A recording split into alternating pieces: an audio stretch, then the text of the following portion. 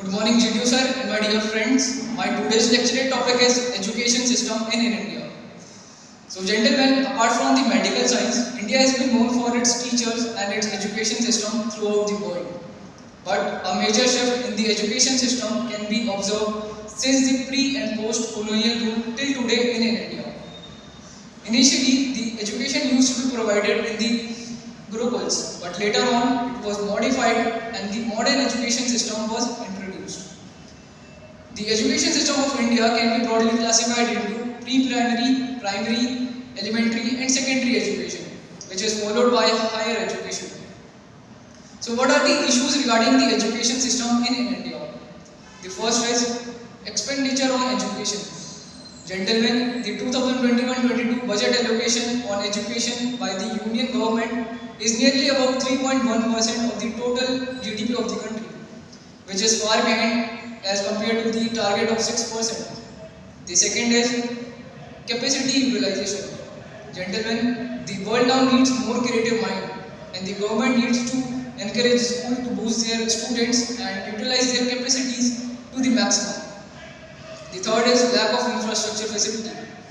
Gentlemen, in the educational institutions, there is a huge lack of basic infrastructure facilities. Since the government is now focusing on digital education, the public-private partnership scheme must be taken into consideration for these schools, both in the rural as well as in urban areas. The fourth is student-teacher ratio. Gentlemen, in most of the educational institution, the ratio is imbalanced. The number of students per teacher is nearly twice. Thus, the quality of education gets hampered. So, what are the initiatives taken by our government?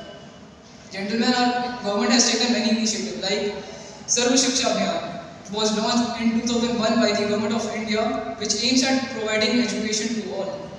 National Program for Education for Girl Child at elementary level, which focuses on providing education to the girls at elementary level who are not enrolled in the schools. The midday meal scheme. Gentlemen, under this scheme, the meal is provided to the students in government schools as well as in the government aided schools.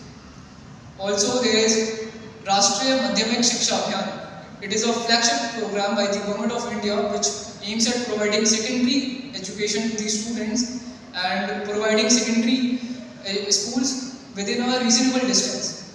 Gentlemen, when the efforts of the government is being talked, we cannot forget the highly successful Beti Bachao Beti Padhao scheme which aims at providing girl child education. So what is way forward? Gentlemen, first of all, our government needs to be appreciated for all its efforts it has made and it is making as of now.